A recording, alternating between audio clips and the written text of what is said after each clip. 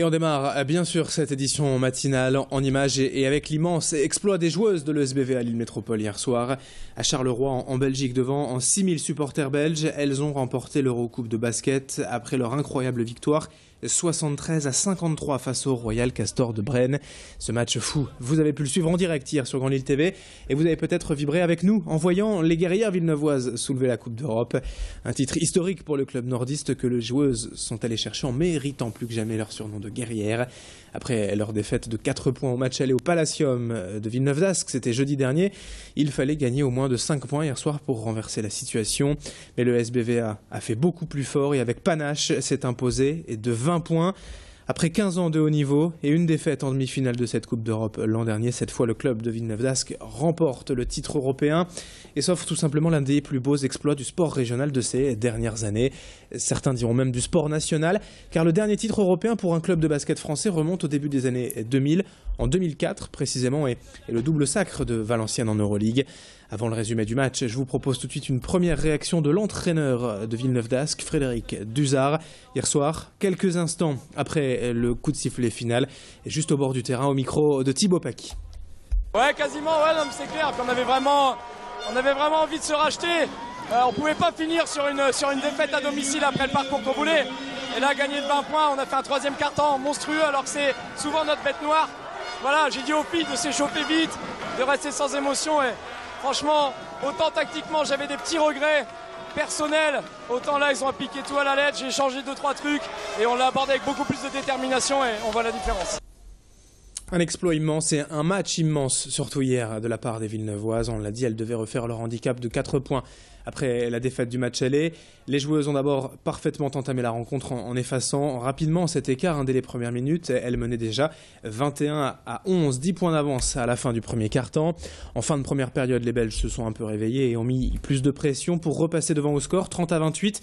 Mais un troisième quart-temps de folie a fait basculer la rencontre, 20-5 durant cette troisième période et le SBVA s'est envolé vers le titre.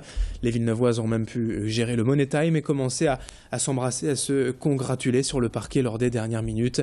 Un exploit majuscule qui restera dans l'histoire et on écoute la joueuse villeneuvoise Virginie Brémond. C'est sûr que quand on part avec une défaite, voilà, c'est jamais facile. Après, franchement, on avait confiance parce qu'on s'est dit 4 points, c'était pas beaucoup. Et comme j'ai déjà dit dans la presse, on a perdu de 4 points en faisant un match de merde. Mais vraiment un gros match de merde pour être un peu cru, mais bon.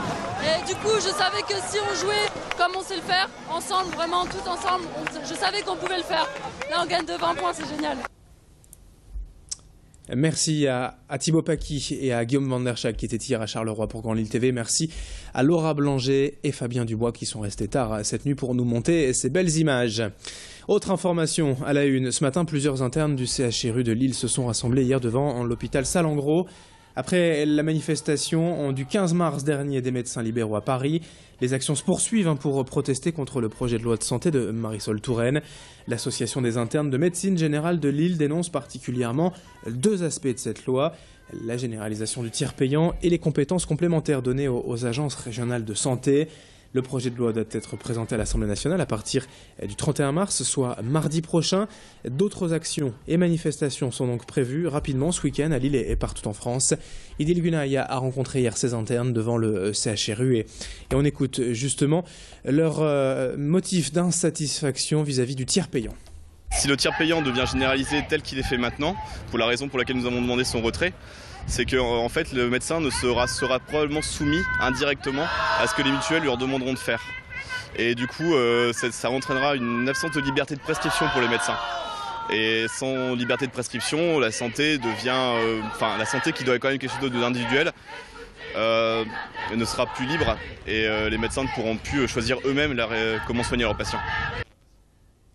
Et puis on termine ce journal avec quelques images du Petit Futé, Lille Métropole 2015. Le guide sera disponible lundi dans les librairies au prix de 6,95 €. Plus de 400 pages pour tout ou connaître des bons plans, des idées de sortie dans la métropole lilloise. 2500 adresses testées et approuvées et sur une année entière par 5 personnes. Le Petit Futé vous livre donc tous ces bons plans pour se restaurer, se déplacer s'équiper, se détendre ou sortir dans la métropole lilloise avec des nouveautés, une mine d'informations pratiques et accessible à tous et une version numérique téléchargeable sur l'Apple Store ou l'Android Store pour 4,99 €. C'est une nouveauté, cette application, avec un service de géolocalisation pour repérer toutes les bonnes adresses autour de soi.